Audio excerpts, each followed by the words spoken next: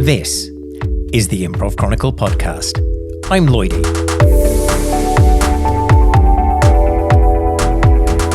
It was this kind of giant build-up, and then suddenly oh no, here we go again. Very gradually, one or two improv venues are opening their doors again. As some countries feel they've flattened the curve on the first wave of COVID-19, steps are being taken to open venues while still trying to keep people safe. So what sort of journey are improv groups undergoing in order to perform again? You're about to hear three stories. One from Florida, USA, one from Amsterdam in the Netherlands, but right now, we start in Beijing, China. My name is Jay Wong. I'm from New York originally, and I've been in Beijing for 10 years now. I'm currently the leader of Beijing Improv, China's longest running improv troupe. And since 2016, I have also been doing applied improvisation in China. So corporate training and educational workshops, things like that. How has your theatre coped during this pandemic? Not great, to be honest. One of the casualties of this whole episode has been the massive loss of players. We had a lot of our players leave in February because that coincided with Chinese New Year, which is a public holiday here in China. Basically, once China got its act together, other countries were starting to kind of fall into the grip of the coronavirus. So China has since banned incoming flights from other countries, especially foreign nationals. So a lot of our players are basically stuck abroad, back home in their home countries, not able to return back to Beijing. And it's a shame because, they have jobs here, apartments here, basically whole lives here that, can't be accessed at this time. And so we've been comparing it to, I guess, the Thanos snap in the Avengers, instantly. I guess more than half, 2/3 of our troupe have just gone missing. So it's been quite heartbreaking. And you were due to open back up. I think you were going to be one of the first theatres to open back up just a few weeks ago in June, weren't you? Yes, exactly. And just as we were about to open back up, a second wave of outbreaks hit Beijing. And so the bar that we were working with shut down, and numerous public venues across the city shut down. And so we're still coping with the second wave, and hopefully, due to pretty strict measures, I think we'll be able to come out of this pretty soon. I mean, you were literally about 4 or 5 days out, weren't you, from actually opening when you were told that you couldn't? Yeah, exactly. It was this kind of giant build-up, and then suddenly, oh no, here we go again. It's hard to imagine that much build-up ending with performances cancelled again. For now, let's leave Beijing and hop to Florida, where Will Loera, Director of Improvisation at Florida Studio Theatre, explains what led them to look at reopening. We knew that something was happening June 1st. We knew that some sort of phasing was going to happen. But we originally thought that it was just going to be a change to restaurants and bars. And luckily, our theater, as you might remember, has a restaurant in it. So all we were going to do was going to be okay, if the capacity of the restaurant is 40 people, then 3 of those 40 people will be performers. And we'll do live improv on the side while the restaurant is open. And this was going to offer just something slightly different than what the other restaurants in the area were doing. So it's something approximating or close to, what people call bar prov or something is what we were going to do. But once we got around to June 1st, and I think actually a little bit closer, June 3rd, so 2 days away from us opening, the word came down that theaters or playhouses, as it was the official announcement said, playhouses were going to be allowed to open up at 50 to 50%. So that gave us the green light to move forward. Now, the good thing was that we were already sort of doing thought experiments at all of this. We were already kind of thinking, what would this look like? what are we going to do once the phasing in is going to begin? And so once he said 50%, we did the quick math and realized, well, we're allowed 50%, but we actually cannot fit 50% and remain socially distant. So with all the other precautions in mind, we're open at 30% capacity, which is about 30 people.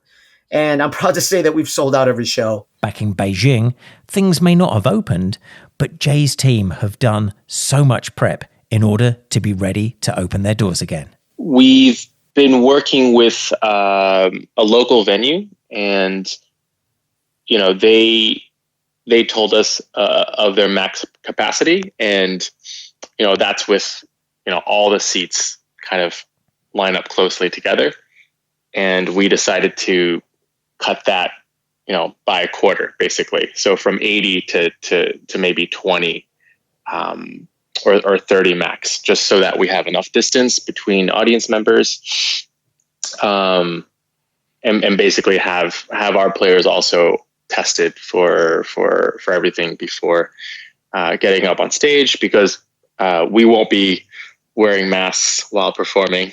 That was discussed, but it's a bit of a damper on everything if you're performing with masks on. So so social distancing and plenty of testing for actually just our 4 remaining players. That's all we have left in Beijing now. Wow, so there's just 4 of you.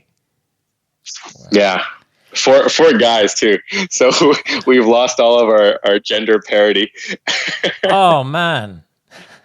Yeah. But at least we're a diverse group. We're a diverse group from different countries. So there's that. We have America represented, France, China, and Nigeria. So So you have an international diversity, but not the gender parity that you used to have. Exactly.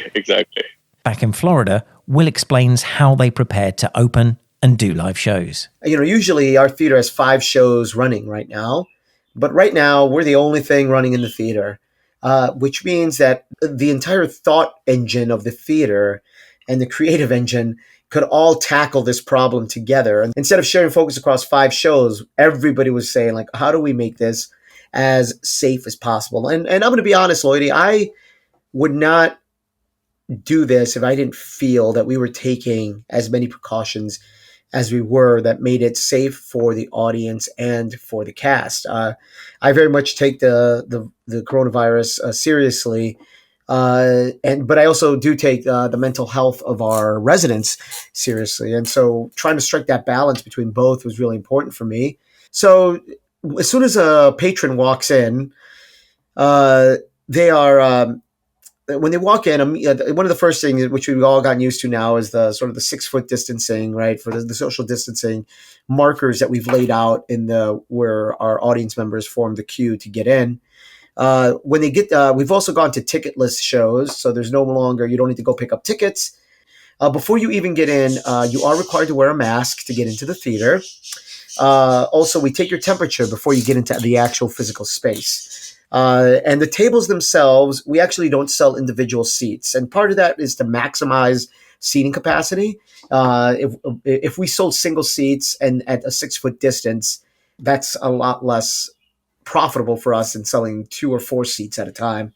So we sell 2 or 4 seats tables, and all the tables are at least 6 feet away from each other. We've also reduced. We made an effort to try to reduce how much the audience interacts with the cast. So some of it is obvious. Obviously, there's not because we do a lot of short form. There's no more audience coming up on stage with us. Like, that's a pretty obvious one. But we also used to have the audience fill out slips and do other things. All of that's been cut. And instead, we've gone to text. And that's how we gather a number of our suggestions for the show. We still do a little bit of interaction throughout the show, but we do gather a lot of it digitally now to reduce the interaction. I had to actually reduce the cast from 6 to 3 to make sure that we can maintain social distancing while on stage. Part of our costumes, if you will, we have to have a mask that we wear off stage and when walking to places. Also, the producer, the managing director of the theater, saw that I, not as an actor, but just as me as a person, I walk around with a little bottle of hand sanitizer it's very colorful. It's a pink flamingo sanitizer that I have around my belt loop. And she thought that was really cute. And she's like, why don't we have all the actors have that mandatory? Instead of having these hand sanitation stations and bottles off stage, let's make it part of the costume. So all actors have their personal hand sanitizer attached to their belt loop. That's very colorful and beach themed. So we have that. We have our masks. We're social distance from each other. There's actually a very subtle grid that on stage that we use as markers to help us determine how far we are from one another when we're in a scene together or when we're crossing from stage left to stage right. It's almost like a chessboard. It kind of just tells you, this is where I am in relation to you. And if I'm going to cross stage left, this is where you should go to cross stage right so that we maintain social distancing. Those incredibly detailed precautions that they've taken are amazing. And let's face it, 6 months ago, something that we would never have imagined would have been necessary. Let's hop to Europe now and get another perspective from Amsterdam. Hey everyone, I'm Stacey Smith. I'm a current actress at Boom Chicago and running our incredibly new training center. I run the Chicago Musical Improv Festival. I am a former performer at IO in Second City. And I'm so excited to be here. I knew you'd have to sing. Boom Chicago, of course, based, despite the title, in Amsterdam, famously. How have you coped as a theatre at Boom during the whole COVID-19 situation? Yeah, that's a great question. I think, our cast is quite small. So our entire theater is only 5 cast members.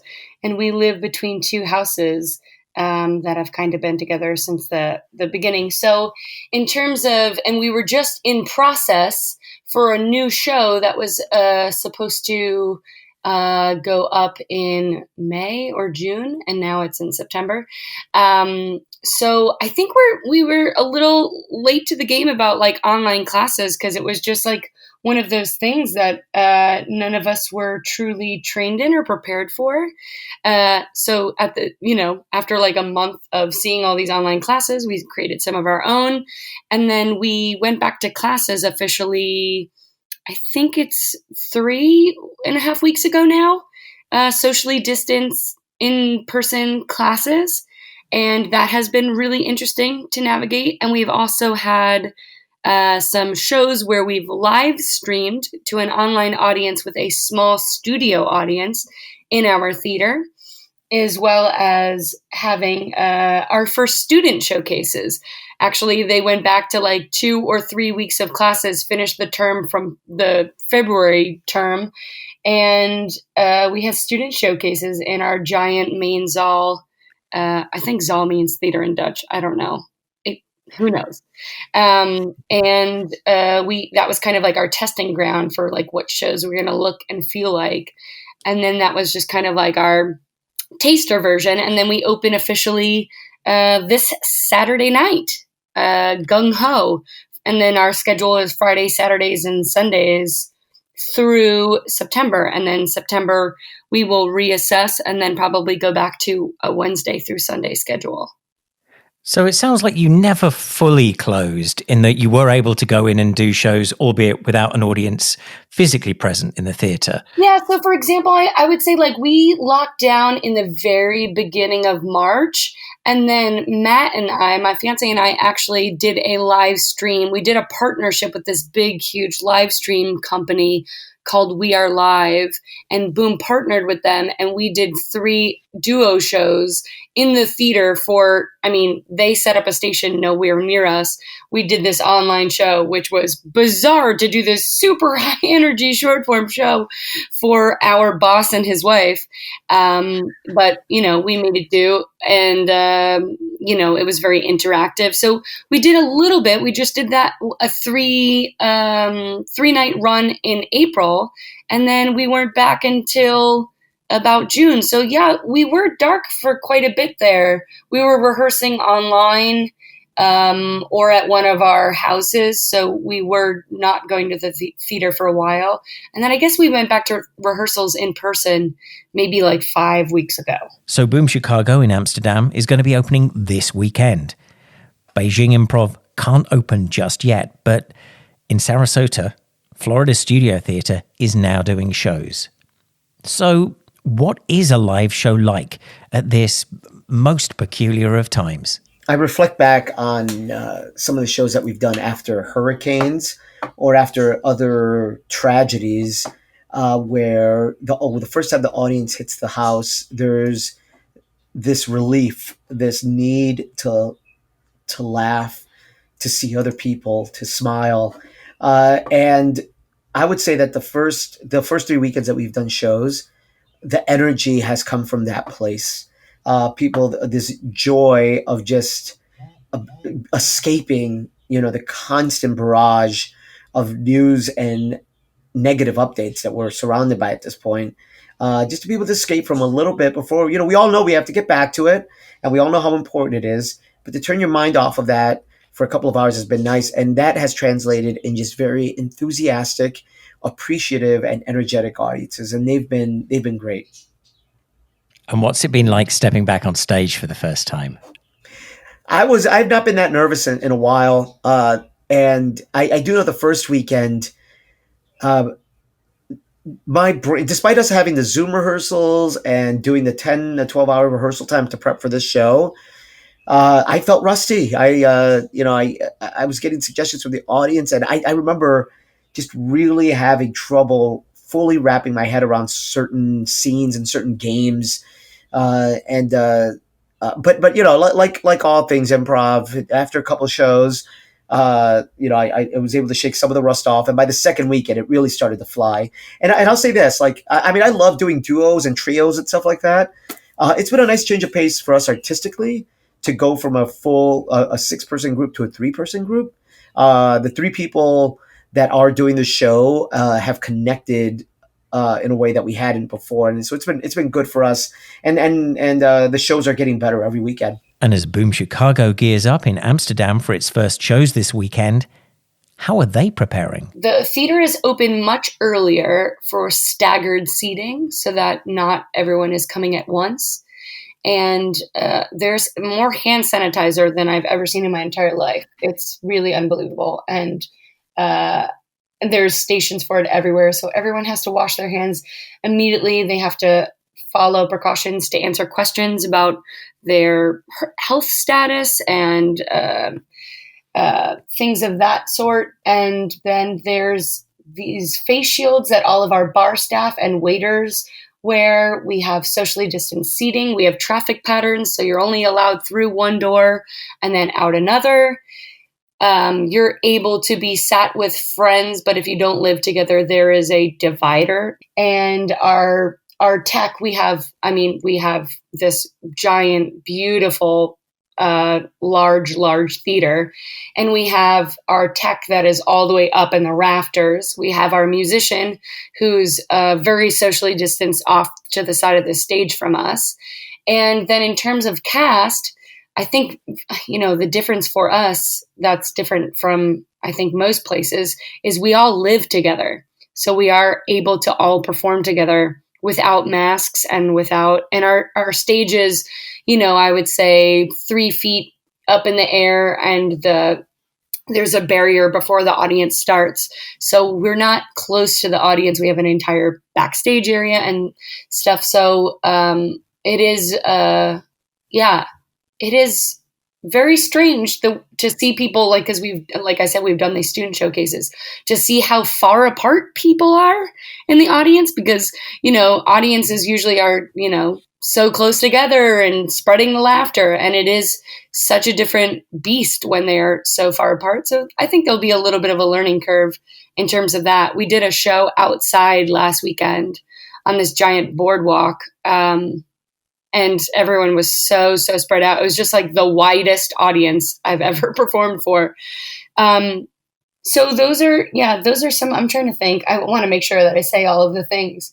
I know that it's safe, so safe that I'm like, oh my goodness, this is so different than everything I've ever known. I was talking to Will Loera about how they've been doing it at Florida Studio Theatre, because they just opened a couple of weeks ago. Yeah. And it strikes me that you've got a slightly different situation with your on-stage cast, because their on-stage cast aren't all living together. Therefore, they've got a grid basically on stage so that they all stay socially distanced from one another. Whereas I guess you guys can interact in the same way as you would do back pre-COVID. Yeah, we do have that benefit of being able to kind of, and we have to make sure we say it. That's also a thing that it feels like a weird announcement to be like, don't worry, we live together. But like, we have to say that so people know that we're taking it seriously, because we are like, we don't want to get COVID. You know what I mean? I don't know anyone that does, first of all, but, you know, we want to do the thing we love, but we want to make sure that everyone is completely aware and safe. Stacey, how excited are you for the weekend? Oh my God, I'm going to die. I'm really going to die. Because it's like 4th of July weekend. It's like truly Independence Day. So I am very, very excited to play with 4 of my favorite human beings and to see what kind of, response we get. It's very exciting. It's very exciting to be able to have the space and the ability to experiment, because I'm just thrilled to see what we're going to make of it. Next time on the Improv Chronicle podcast.